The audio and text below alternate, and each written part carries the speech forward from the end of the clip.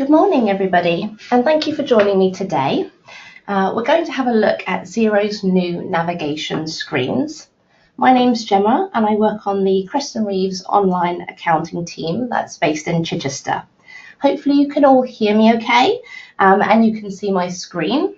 I'm going to be recording the webinar today, so if you do have any IT problems, or if you'd like to share it with any of your colleagues, then please do let me know and I can share it with you. So I'm going to first show you around the new screens, and please feel free to note down any questions that you might have in the chat box to the right hand side. And then what I'll do is run through all of the questions at the end. Right, so let's dive in and check out the new changes in the demo company. So Xero released the new navigation screens into the Xero demo company a few weeks ago. So we were all able to familiarize ourselves with the new look before it went live on our actual accounts. So as you know, it's going live tomorrow. So if you haven't had a chance to look, then I would suggest going into the demo company just to have a quick look around and make sure you're happy. So if you're not sure how to find your demo company, when you first log in, you'll notice this Try the Demo Company link down the bottom. So if you just click on that, that will take you straight through, and the demo company is full of dummy data, so you can play around with it, and it resets every 30 days, so you can't break anything. So here we go, and at first glance things are fairly similar with the same navigation along the top screen here, but you might notice that a few things have moved around or they've been renamed. So a lot of people are asking us why, and why Xero are making changes to something that we all kind of know and love and have got used to working with. And the answer is quite simple. It's because it's going to save us all time and hopefully money. So Xero launched a huge research project with hundreds of Xero users to better understand how we all use Xero and what changes that they could implement to make navigating and completing everyday tasks much more efficient. So from that feedback, they've developed this new navigation. So it'll be interesting to see how we all get on with it. So the first thing that you might notice is that the company name is now displayed here, and it's got a little drop down next to it, which has quite a few new things on there. So if you have access to multiple organizations, then you can easily switch between them using the change organization option. Now, because on this account I don't have more than one, there's no switch option. But if you did, then there'd be a switch option just here, and then you can easily navigate between the different organizations. So another big change is the location of Xero files. So as you probably remember, it used to be along the top here, and now we have it down here. So Xero files is just a fantastic place to keep all of your documents in order, and a useful way of sharing that information without us, without having to email it over to us. So you can just send that over into your files, and then we can access it. Anyone else in your organization can access it as well. As I say, it used to be located up here, but it's just on your drop down now if you're looking for it. So the settings are also located here, as you can see. And if we click into those, they have a new look as well. So they look quite different to how they used to. So under the new organization settings, you'll find the settings grouped in a much more logical fashion, with the general settings here down the left, and then the feature settings here down the right. So if you're looking for financial settings, then you need to click down below here on this look for advanced settings. So if we click into that, you'll see this looks quite different as well. So you'll notice that some of the features which used to be available on the advisor drop down, mainly these binary code, manual journals, etc., are now located in here. But what we can do is star these as our favorites, and that means that they'll then appear on our accounting drop down, so we can still access them really easily. So if we go back to the organizational menu, working down, we also have this new section with regards to apps. So apps are just software that can add functionality to your Xero account. So So if we have a look here, we have a direct link to the Xero marketplace, which was never available in our old style Xero. So this is really handy. So what Xero does is it suggests apps for you based on your business type. So if we worked in construction, we could select construction, and then we'll see what sort of apps come up. And they're usefully grouped by what you would use them for. So if you haven't had a little explore in the app marketplace, I really would recommend it, especially if there's something that Xero can't quite do for you, then I'm sure a different app would be able to do that. So if we move on to our dashboard, so this is very familiar, nothing at all has changed on here. So similarly, the other areas that haven't had any changes at all are payroll, projects, and contacts. So the drop downs are the same, location is the same, everything else is the same. So the two totally new menus are this business menu here and this accounting menu here.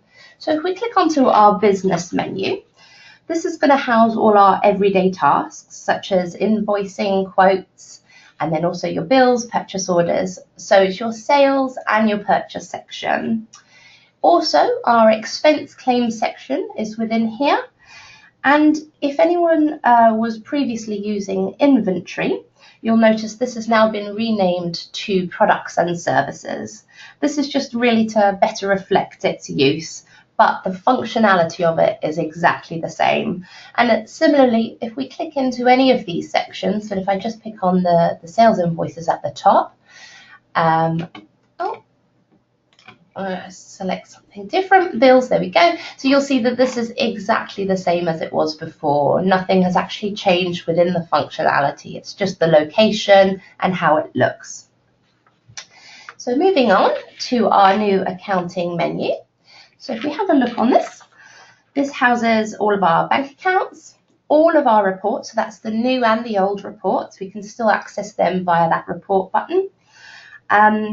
And you'll notice that the advanced settings that we starred a little bit earlier now appear down the bottom here. So we can still really easily get to those important bits.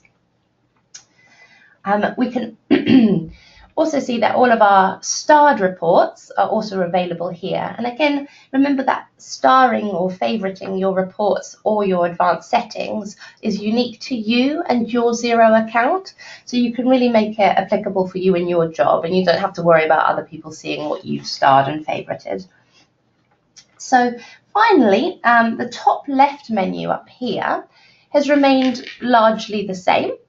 Obviously, as I mentioned before, the files have moved over, but we still have our very useful quick add option and our global search here, which doesn't work in the demo company for obvious reasons, but if you use that in your account, that will work. You can search anything in there, the amount, if you're not too sure what you pulled as the reference, then global search will find it for you. We also have our notifications, so when anything changes or there's updates to Xero, they'll still be coming into that section. And then also our help button here. So the help button is really great, taking us straight through to our help center. Or if you use the Find an Advisor, your question will come through to us here at Creston Reeves. Or you can contact Xero support directly.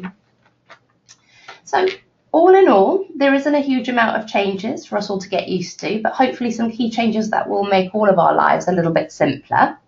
Thank you so much for coming along today, and if you do have any questions, then please do pop them in the chat box now, and I'll do my best to answer them for you. Okay, so we do have one question here from Sue. Thank you, Sue.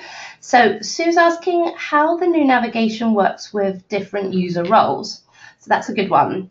So the standard and the advisor user roles will be able to see all of the menus, so all of the new menus and the old menus, but the standard user access will have limited options within those menus. So similarly, before they weren't able to see things like find and recode, so that still won't be available for them.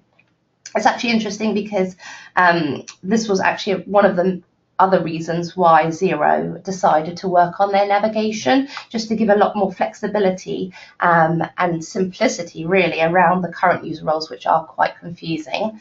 But the restricted access roles, such as like invoice only, they'll be limited to just being able to see the dashboard, business, and contacts.